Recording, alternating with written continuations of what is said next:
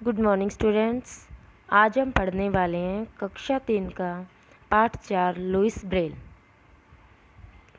पाठ को पढ़ने से पहले हम इसके कुछ शब्द ज्ञान में से कुछ शब्द अर्थ है उन्हें पढ़ते हैं।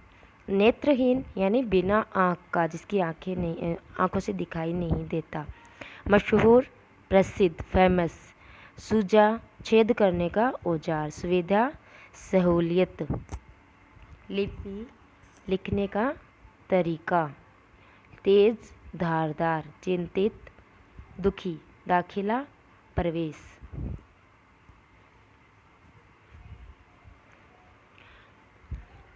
इस चैप्टर को पढ़ते हैं हम अब। चैप्टर का नाम है लुइस ब्रेल।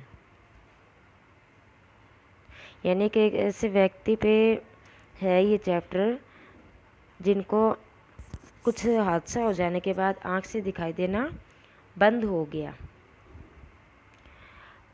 पाठ परिचय में देखिए, साहस और विश्वास के बल पर व्यक्ति बड़े से बड़ा कार्य कर सकता है।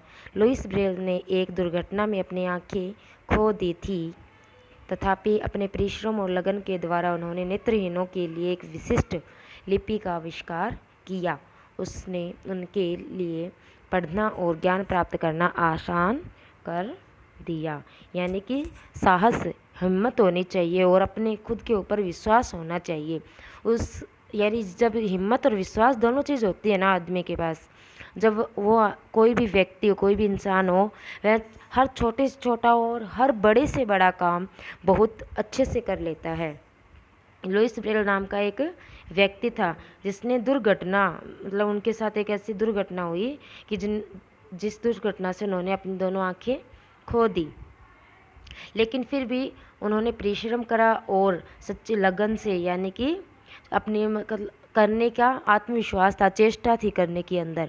उन्होंने नेत्रहीनों के, जिनकी आंखें नहीं होती, उनके लिए एक विशेष लिपि यानी कि लिखने के तरीका बनाया। जो आंखें नहीं होती वो देख के तो लिख नहीं सकते, तो बिना देखे भी लिख सकते, इससे लिखने का तरीका और पढ़ने का तरीका बनाया, जिससे वो लिख सकते हैं, पढ़ सकते हैं, ज्ञान प्राप्त वो पढ़ सकते हैं और ज्ञान प्राप्त कर सकते हैं आसानी से।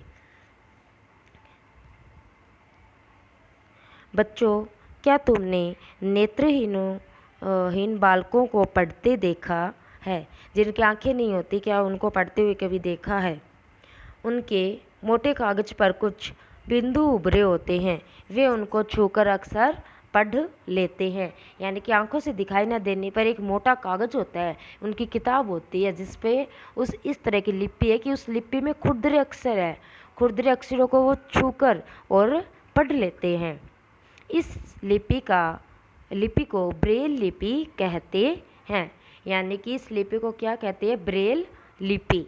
यानी लिपि क्या होती है? लिखने का तरीका, भाषा को लिखने का तरीका। इसको बनाने वाले थे लुइस ब्रेल।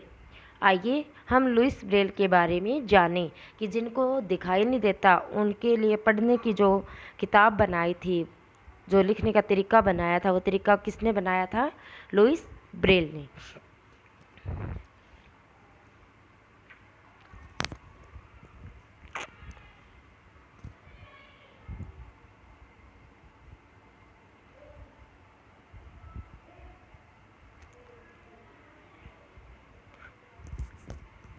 लुइस ब्रेल का जन्म 4 जनवरी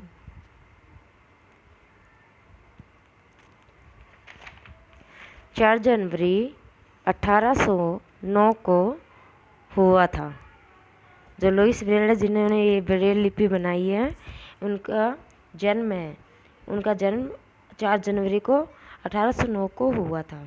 लेकिन लुइस ब्रेल फ्रांस के एक छोटे से शहर कूपरवे में अपने माता पिता के साथ रहता था। उनके पिता साइमन ब्रेल घोड़े पर बैठने की चमड़े की जीन बनाते थे। यानी माता पिता वो कहाँ रहते थे? लुइस ब्रेल जो फ्रांस है, फ्रांस का एक छोटा सा शहर था कूपरवे में अपने मम्मी पापा के साथ रहते थे। और उनके पिता क्या काम करते थे?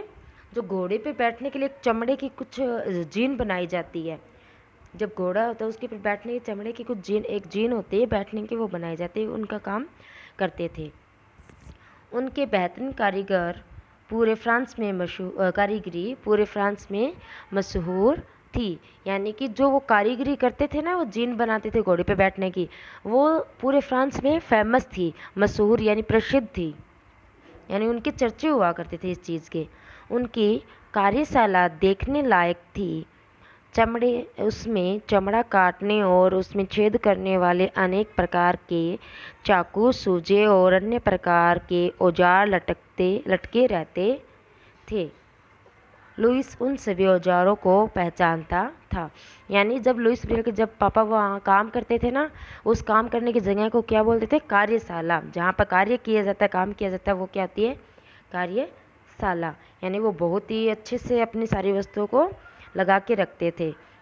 उसमें चमड़े को काटने का और उसमें छेद करने के बहुत सारे औजार थे, और लुइस ब्रेल उन सभी औजारों के बारे में जानता था। पर उसके पिता उसे इन औजारों को छूने नहीं देते थे।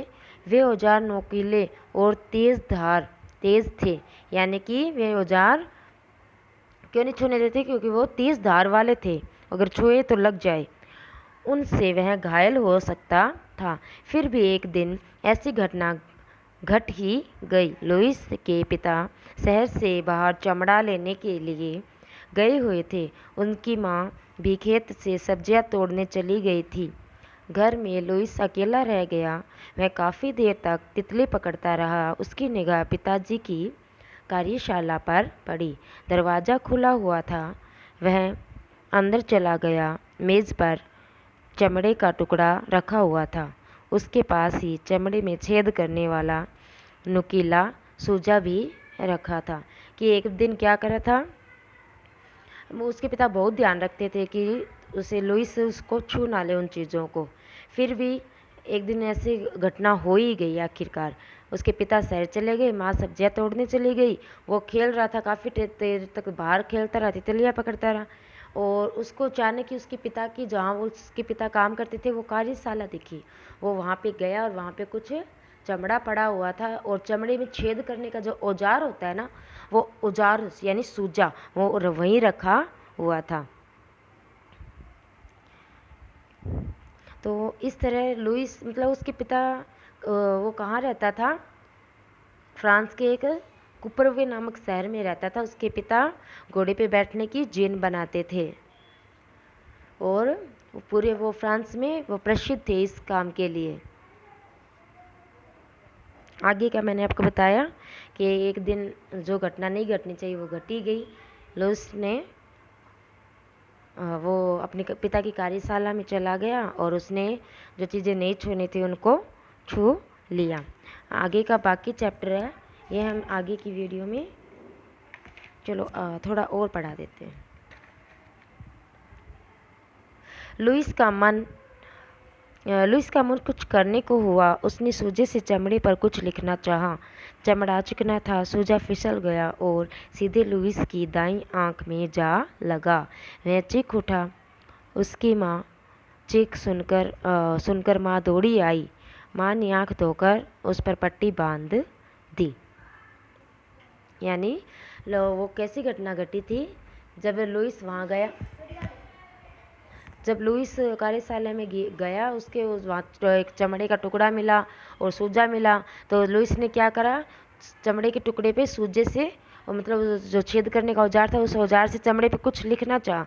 लेकिन जैसे ही वो लिख रहा था, लिखते टाइम उसका हाथ फिसला। हाथ फिसलते वो सूजा था उसके हाथ में, और वो उसकी दाईं आँख में जाकर लग गया, जिससे वह रोया। और उसकी माँ दौड़ी दौड़ी आती है, और उसकी आँखों पर आँख को धोकर उसने पट्टी बांध दी। बाकी की जो भी रहा है वो चैप्टर हम आगे की वीडियो में पढ़ेंगे।